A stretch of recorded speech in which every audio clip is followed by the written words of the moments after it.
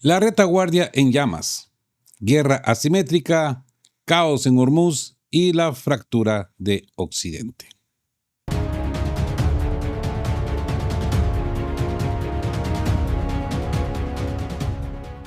Hola a todos, bienvenidos a una nueva entrega de ¿De qué hablan Geo? Con Rodolfo. Si piensan que el tablero internacional ya había alcanzado su punto de máxima saturación táctica, pues los acontecimientos de las últimas horas demuestran exactamente lo contrario.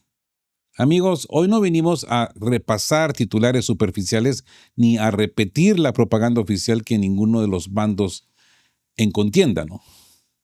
Hoy venimos a conectar los puntos que la prensa corporativa prefiere mantener dispersos. Lo que estamos presenciando esta semana de agosto no es una acumulación aleatoria de crisis, es la manifestación práctica de una hipótesis geopolítica que venimos sosteniendo en este canal. La guerra ha cruzado definitivamente la frontera del frente de batalla convencional para instalarse en la retaguardia profunda del orden occidental y ruso. Estamos asistiendo a una desestabilización en cadena ejecutada mediante lo que la doctrina militar define como guerra asimétrica y operaciones híbridas multidominio. Amigos, para entender el alcance de lo que está ocurriendo a nivel global, hoy abordaremos 4 ejes fundamentales que dibujan el colapso de la arquitectura de la seguridad del siglo XXI. Puntos claves. Empecemos por el primer eje, el frente sur de la Unión Europea y el Magreb. Analizaremos en detalle cómo la crisis migratoria desatada en el enclave español de Ceuta no es un fenómeno humanitario fortuito, sino una operación logística de nivel estatal ejecutada por Rabat. Veremos cómo el uso de la migración como arma biológica y asimétrica ha expuesto la vulnerabilidad estructural del espacio Schengen y la alineación estratégica entre Marruecos, Washington y Tel Aviv. El segundo eje, la infiltración asimétrica en la retaguardia rusa. Destriparemos los detalles técnicos e informativos del atentado terrorista contra el restaurante Belzy Rossi en el corazón de Moscú, a escasos metros de la sede del gobierno ruso. Analizaremos las fallas de inteligencia, la interceptación técnica de la OTAN, el uso de mensajeros ciegos y la creciente grieta entre los sectores duros del aparato de la seguridad militar y las élites políticas moscovitas. Tercer eje, la economía de guerra y la destrucción del Estado-nación. Tomando como base los análisis del realismo político estadounidense, desarmaremos el mito ideológico del conflicto en Europa del Este. Explicaremos cómo la prolongación de las hostilidades responde a una lógica de extracción de capitales, donde el desmantelamiento del Estado ucraniano, su endeudamiento masivo y la privatización de sus recursos a manos de corporaciones transnacionales constituyen el verdadero motor del conflicto. Y en el cuarto eje, el checkmate, el jaque mate en el estrecho de Hormuz y la parálisis de la Unión Europea. Viajaremos al Golfo Pérsico para analizar cómo Irán ha acorralado a la administración estadounidense, obligando a Donald Trump a elegir entre un petróleo por encima de los $100 o la pérdida del control marítimo global. Y finalmente cerraremos observando el colapso político en Europa, la salida de Keir Starmer, el ocaso de Emmanuel Macron y el vacío de liderazgo en Berlín que deja a la coalición de los dispuestos pues totalmente a la deriva. Así pues, amigos, ajustemos nuestros monitores, tomen nota y acompáñenos en este recorrido analítico. Comencemos nuestro recorrido geopolítico en el flanco sur de Europa, un territorio que los analistas militares suelen calificar como el ventre blando de la Unión Europea. La imagen que recorrió el mundo en los últimos días, decenas de miles de personas abalanzándose sobre los accesores o accesos terrestres y marítimos del enclave español de Ceuta, no representa, les digo, un evento migratorio orgánico. cuando más de 60,000 personas, algunos dicen incluso la fecha exorbitante de 80,000, irrumpen en un territorio hipervigilado en un lapso de menos de 48 horas. ¡Ah! Cualquier observador riguroso debe desechar la tesis de la espontaneidad social, tal y como se los dije a ustedes en su momento. Aquí hay algo que huele mal. Lo que hemos visto en Ceuta es una operación de presión asimétrica y logística coordinada desde los más altos estamentos del poder en Rabat. Sí. Para comprender la magnitud de este movimiento, debemos remitirnos a la doctrina de la weaponized migration o migración como arma. Esto no es nuevo en el teatro del Mediterráneo, amigos. Lo vimos en el año 2015, ¿se acuerdan? Cuando la Turquía de Recep Tayyip Erdogan canalizó a más de 1,5 millones de refugiados a través de la frontera griega para extorsionar a Bruselas, logrando miles de millones de euros en transferencias directas y concesiones políticas. Lo vimos durante décadas con la Libia de Muammar Gaddafi y lo volvemos a ver hoy con el Reino de Marruecos. ¿Por qué Rabat decide activar su planca biológica y demográfica contra España en este preciso momento?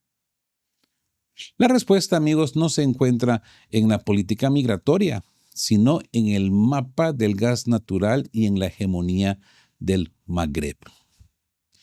El detonante real de esta crisis se firmó en Argelia. La reciente visita oficial del jefe del Ejecutivo español a Argel para restablecer las relaciones bilaterales. Algo que tengo que decirlo, lo puso en varios comentarios nuestro querido amigo Karim, que por cierto tengo entendido que él vive en Marruecos y entiende muy bien de estas cosas.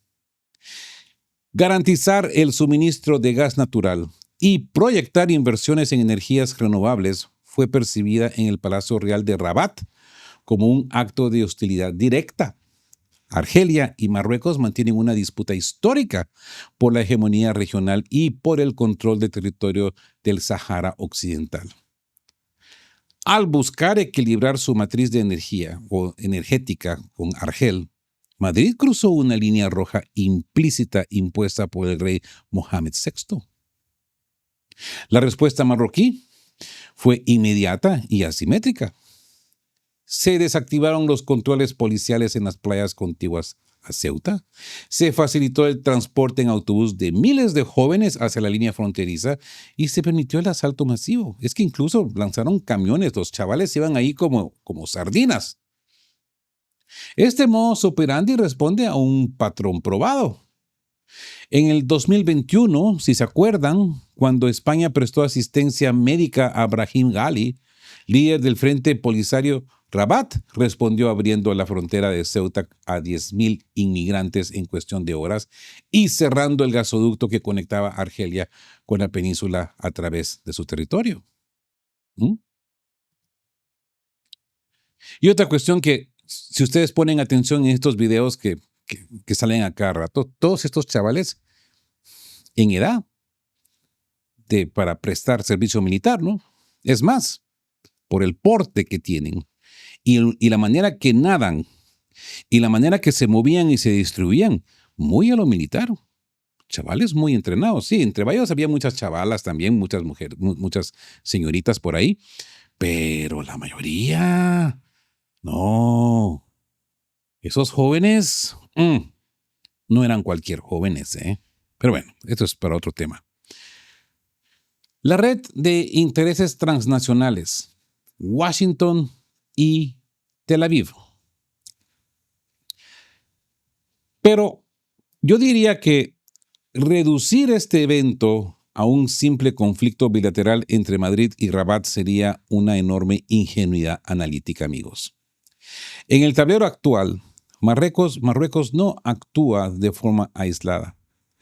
La crisis de Ceuta se produce en un contexto de profunda alineación estratégica entre Rabat, la administración estadounidense y el gobierno de Israel, hay que decirlo.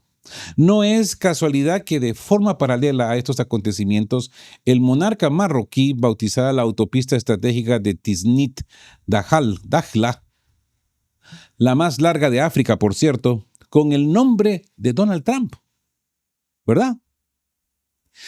Rabat ha sabido interpretar a la perfección la agenda de la Casa Blanca. Washington lleva años expresando su descontento con la falta de inversión en defensa de España dentro de la OTAN, su posición reticente respecto a las operaciones en Oriente Medio y su negativa a romper los lazos comerciales estratégicos con Pekín. Al mismo tiempo, la diplomacia israelí no perdona la postura abiertamente crítica de Madrid ante las operaciones militares en la Franja de Gaza y los llamados españoles a revisar acuerdos de asociación entre la Unión Europea e Israel. Marruecos, que mantiene alianzas de seguridad y transferencia tecnológica militar de primer nivel con Tel Aviv, ejecutó una maniobra que sirvió a los intereses de sus tres socios. Pues hay que poner atención. Sometió al gobierno español a una crisis política interna devastadora. Generó un pánico migratorio que alimenta el discurso de la derecha conservadora en Europa. Y no hay que olvidar también a la izquierda, porque ellos están ahí apapachando a los que lloran, principalmente a los que salen llorando en las cámaras. Como me decía alguien por aquí en la casa, nadie los invitó. Cuando tú vas es porque te han invitado o tú has adquirido los permisos necesarios para poder entrar.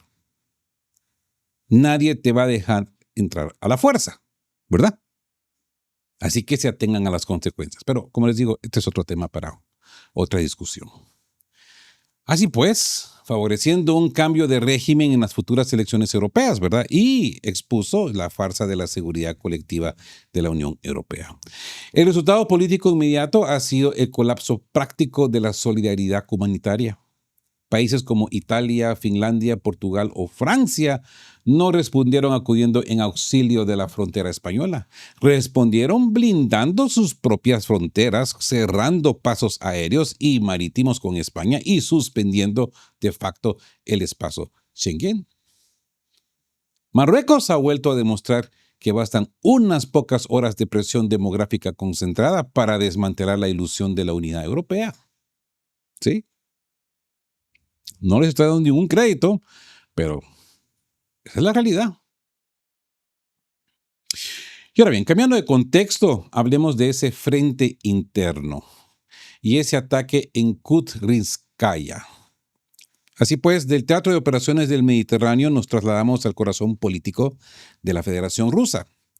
Porque mientras los medios occidentales enfocan su atención en la línea de contacto en el Donbass, en el centro de Moscú se ha registrado un evento que marca un hito aterrador en la evolución de las tácticas de infiltración de la inteligencia ucraniana y sus patrocinadores occidentales.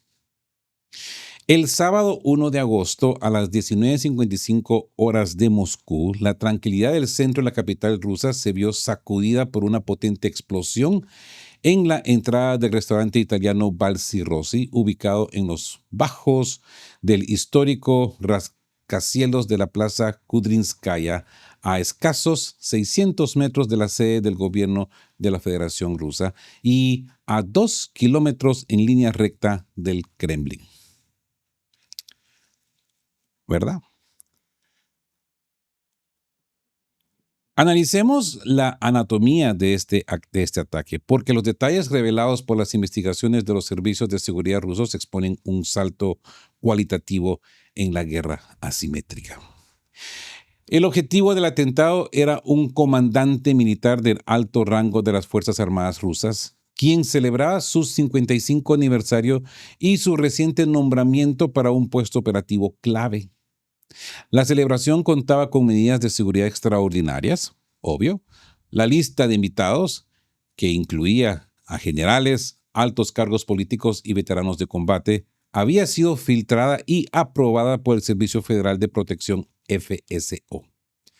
El local había sido inspeccionado previamente por guías caninos y técnicos en desactivación de explosivos, y se habían apostado agentes del servicio exterior en las inmediaciones.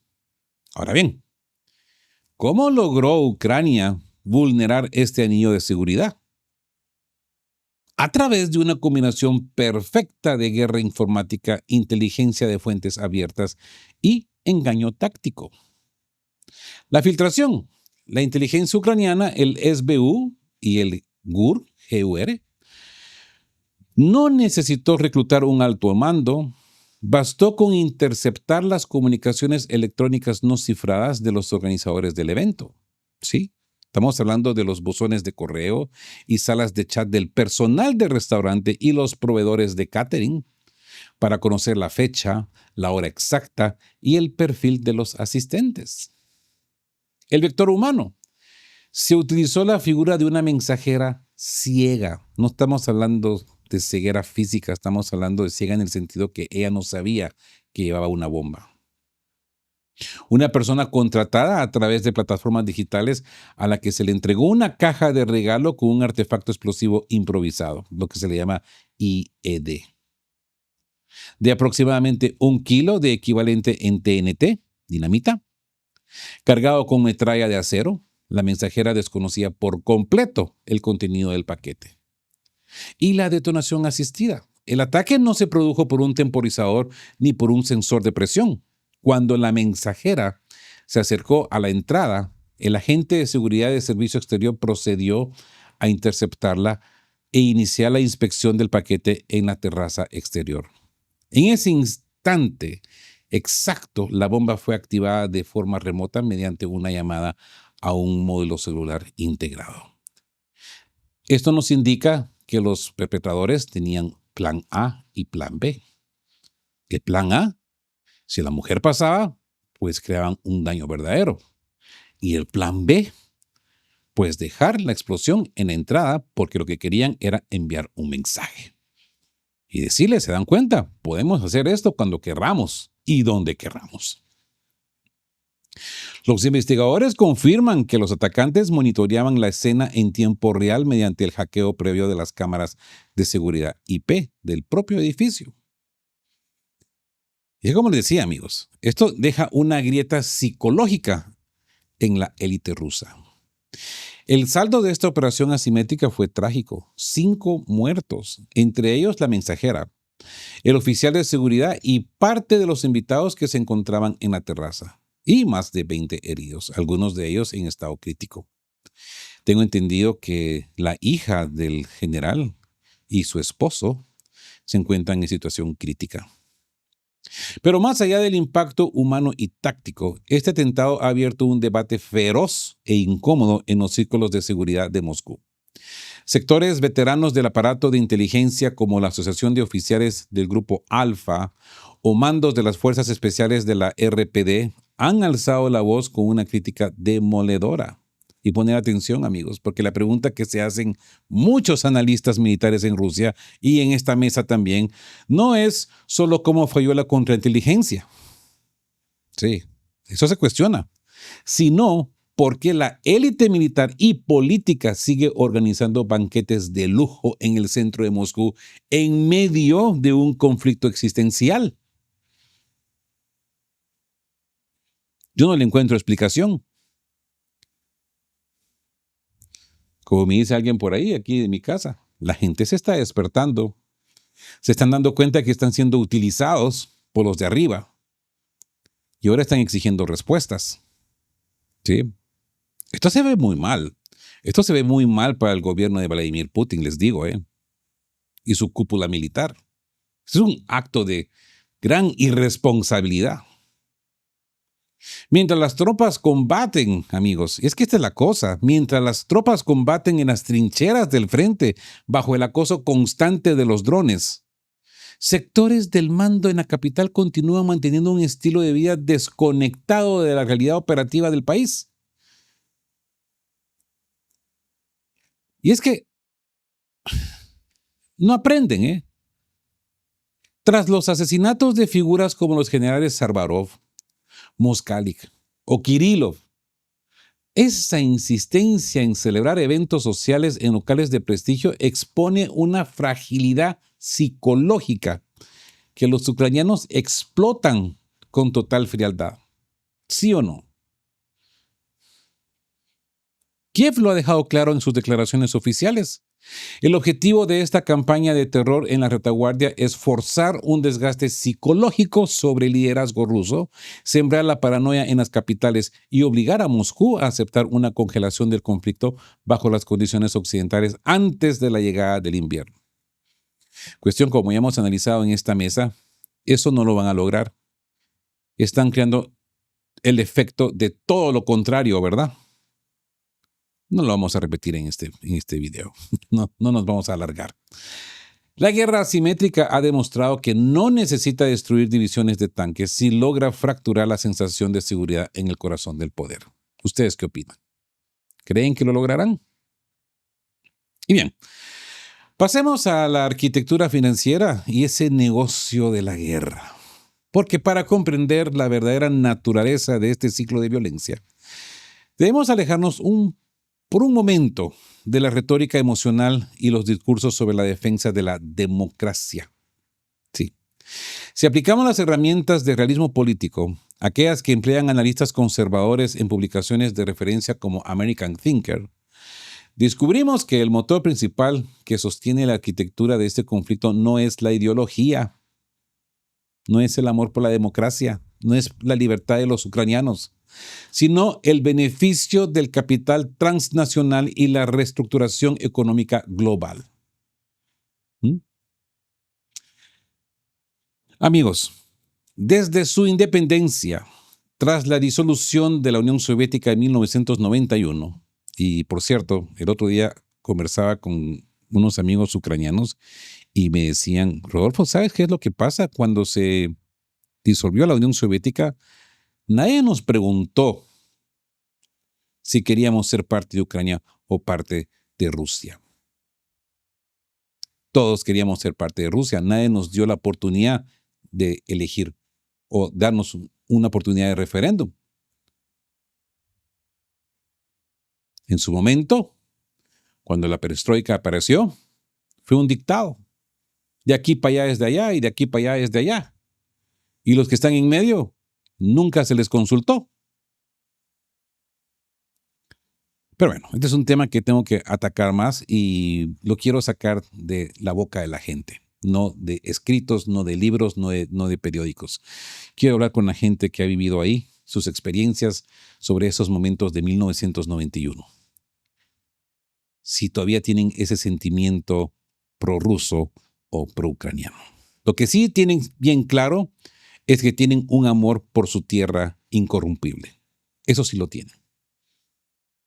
No les importa si es Ucrania, es Rusia. Es su pedazo de tierra el que ellos aman. Así pues, el Estado ucraniano se constituyó sobre una falla tectónica sociolingüística y cultural impredecible. El análisis riguroso de cada proceso electoral democrático celebrado en ese país hasta 2010 muestra un patrón matemático inalterable. Un país dividido exactamente en una proporción de 80-20. Las provincias del oeste votaban sistemáticamente por candidatos orientados hacia la integración con la Unión Europea. Las provincias del este y el sur, Nikolaev, Jersón, Odessa, pues pobladas masivamente por ciudadanos rusoparlantes, con lazos históricos, religiosos e industriales con la Federación Rusa, pues votaban de forma aplastante por la formación que promovían la neutralidad o la alianza económica con Moscú. Al igual que ocurrió en Oriente Medio con las fronteras coloniales dibujadas tras la Primera Guerra Mundial, ¿se acuerdan? O con la disolución pacífica de la Checoslovaquia tras la Guerra Fría. La configuración territorial de Ucrania unía a dos comunidades políticas incompatibles. El quiebre definitivo de este equilibrio no se produjo por la vía democrática, sino mediante el golpe de Estado de 2014. Respaldado abiertamente por el Departamento de Estado de Estados Unidos y el MI6, con Madame Nuland dando galletitas, ¿verdad? A partir de ese momento, el principio de la autodeterminación fue enterrado, amigos. Y esto nos lleva a la operación financiera transnacional, porque hoy, tras años de devastación, la narrativa de salvamento democrático se derrumba bajo el peso de los propios hechos. El gobierno de Kiev ha cancelado los procesos electorales, ha prohibido la totalidad de los partidos políticos de oposición, ha intervenido en las instituciones religiosas tradicionales no las nuevas que tienen, que se han inventado y que yo no entiendo por qué las ha aprobado el Vaticano, por ejemplo, ni los patriarcas de Constantinopla, algo que yo todavía no entiendo, no me entra en la cabeza. Hemos tenido unos problemas técnicos, mil disculpas, pero ya estamos de vuelta. Esa es la razón por la cual no hubo transmisión nocturna, pero se las presento ya a estas horas. Y bueno, continuamos con el guión que tuvo que ser pues interrumpido por situaciones técnicas. Les hablaba pues de que también han suspendido los derechos civiles y pues prácticamente la población ucraniana en edad militar huye masivamente del país o se esconde de las brutalidades de las brutales redadas del servicio de reclutamiento de las TCCs que le dicen no, demostrando que el conflicto no cuenta con el respaldo de la ciudadanía que se ve obligada a desangrarse en las trincheras. ¿Quién se beneficia entonces de la prolongación indefinida de este escenario, amigos? Correcto. El complejo militar industrial occidental, que encuentra en la guerra de desgaste el mecanismo perfecto para vaciar inventarios obsoletos, justificar incrementos multimillonarios en los presupuestos de defensa de la OTAN y transferir fondos públicos hacia contratos corporativos privados. Los fondos de inversión transnacionales, que ya están diseñando el mapa de la posguerra. ¿Sí? Ucrania está siendo desmembrada y vendida a pedacitos, a pedazos, pues el endeudamiento soberano astronómico generado por la ayuda militar coloca al país en una posición de subordinación total. Sus tierras agrícolas, su infraestructura energética y sus recursos minerales están pasando a control de capitales extranjeros. Y esto nos lleva a la ingeniería demográfica. Ante la fuga masiva de millones de ucranianos que no regresarán al país, los planes de reestructuración contemplan la importación masiva de mano de obra barata procedente de Asia y África para sostener la matriz productiva de las corporaciones privatizadoras. Y como decía, hace poco mantenía una conversación con amigos de Ucrania y me contaban de que esto ya no es un plan, no es un proyecto, ya es una realidad. Hay una invasión de hindúes y pakistaníes en Ucrania y son bastantes, según me dicen ellos. Son una fuerza colectiva que incluso pelean a manotazos con los locales, saliendo triunfantes y encima de eso protegidos por las autoridades gubernamentales ucranianas. Porque como sabemos, pues la Junta de Kiev pues quiere complacer la mirada de los europeos, que ya están cumpliendo con sus valores europeos, ¿no? Ustedes saben a lo que me refiero. Pues bien, amigos, el diagnóstico del realismo político es frío, pero irrebatible. La guerra en Europa del Este se ha convertido en una colosal operación de transferencia de riqueza y de distracción social para las élites gobernantes en Occidente, utilizadas para enmascarar la inflación europea, el fracaso de la transición energética, esas energéticas verdes, ¿no? Muy verdes, y el colapso de sus propios modelos sociales. ¿Qué opinan, amigos? El jaque mate en Hormuz y el trapo de Trump. Y si en Europa y Rusia la guerra se libra en la retaguardia mediante la asimetría y la economía de desgaste, en el Golfo Pérsico asistimos a un choque geopolítico directo que amenaza con desarticular el comercio marítimo global. Según reveló un informe exclusivo publicado por la revista Político, la Casa Blanca se encuentra atrapada en un callejón sin salida estratégico ante la postura firme adoptada por la República Islámica de Irán en el estrecho de Hormuz. Sí, el estrecho de Hormuz no es un paso marítimo cualquiera, como todos sabemos, ¿no? Por ese angosto canal de agua circula diariamente aproximadamente el 20% del consumo mundial de petróleo y una parte sustancial del gas natural licuado. El control de este estrangulamiento geográfico equivale a tener la mano sobre el interruptor de la economía industrial planetaria. Teherán ha cambiado las reglas del juego. 3 meses de intercambios de misiles, ataques a infraestructuras en el Golfo y represalias dirigidas, la élite política e intelectual iraní percibe que tiene la ventaja estratégica. Y vaya que la tienen, ¿eh? Su exigencia por un acuerdo de paz definitivo ya no es una simple reducción de sanciones. Irán exige el reconocimiento de facto de su derecho a supervisar y cobrar peajes al tráfico marítimo comercial que transita por el estrecho. Ahí miraba antes de conectarme noticias de que Donald Trump otra vez amenazó a Irán que si no, pues si no atienden lo que se les pide, va a ser un ataque de decapitación. La respuesta iraní, ¡ja! Golpearon un buque, le tiraron misiles, drones, no sé qué es lo que ha sucedido ahí, pero eh, ya hay informes de que los iraníes inmediatamente atacaron un buque comercial. Pues bien, para Washington, esta exigencia representa un desastre geoestratégico inaceptable por tres razones clave, amigos. Primero, destruye el principio de libertad de navegación, sostenido por la Armada de Estados Unidos desde el final de la Segunda Guerra Mundial como pilar de la hegemonía comercial anglo-estadounidense.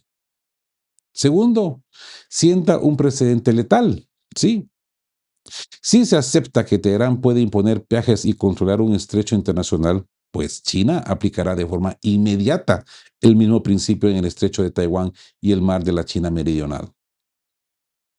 Y tercero, yo diría que muy importante, invalida el régimen de sanciones. Al tener la capacidad de otorgar o negar el paso seguro a buques petroleros, Irán pasaría a controlar la matriz de las sanciones globales. ¿Sí o no? Ahora, pasemos al factor político interno, porque esto es bien importante. Esas elecciones de mitad de mandato, los midterms de Estados Unidos. El verdadero drama para Donald Trump radica en el calendario político. A escasos 3 meses de las elecciones de mitad de mandato en Estados Unidos, con el precio de la gasolina rozando los $4.10 por galón, ojo, que según nuestra comunidad de que hablan geo nos reportan que en sus estados, amigos de la comunidad que vive en Estados Unidos, en sus estados, oscila entre los $7 para arriba. El galón. Pues bien, en el mercado interno, más la inflación golpeando el bolsillo de los votantes republicanos, las opciones sobre la mesa de la Casa Blanca son catastróficas. Si Trump ordena una operación militar masiva para destruir la infraestructura energética iraní, Teherán responderá atacando las instalaciones de producción de Arabia Saudí, de Kuwait y cerrando físicamente el estrecho de Hormuz con minas y enjambres de drones. Esto dispararía automáticamente el precio del petróleo por encima de los $150, siendo optimistas, ¿no? Porque fácilmente podría llegar a los 200, desencadenando una recesión global inmediata y la derrota aplastante del Partido Republicano en las urnas. Si por el contrario, la Casa Blanca cede y acepta las condiciones diplomáticas de Irán, la administración Trump quedará proyectada ante el mundo como una potencia incapaz de sostener la disuasión frente a una potencia regional. Mientras tanto, Teherán y sus aliados en el eje de la resistencia, los hutíes en el Mar Rojo y las milicias en Irak, continúan ejecutando una guerra de desgaste de baja intensidad.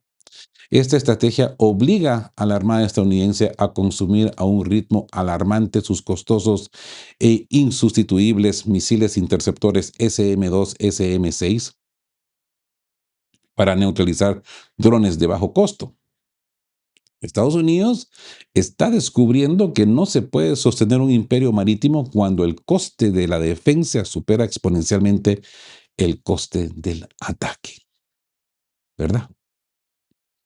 Y bien, pasemos al colapso de la coalición y el cambio de era, amigos. Y es que llegamos a nuestro último bloque de este mapa geopolítico. Mientras Oriente Medio consume la capacidad operativa de Washington, porque vaya que lo están haciendo, y la retaguardia se quiebra en el Magreb y Moscú, lamentablemente, ¿qué ocurre en las capitales europeas? ¿Mm? Un revelador informe del diario británico The Telegraph confirma lo que veníamos anticipando en esta mesa. La coalición de los dispuestos, impulsada por las potencias europeas para intervenir en Europa del Este, se ha hundido en un parálisis irreversible. Sí. Ese vacío de liderazgo en el eje Berlín, París, Londres.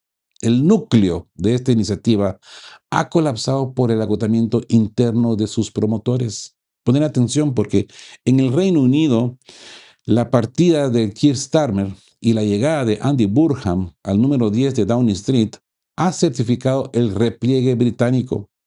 El nuevo ejecutivo se enfrenta a una crisis económica interna severa y carece del interés o la capacidad proyectiva para liderar la seguridad europea.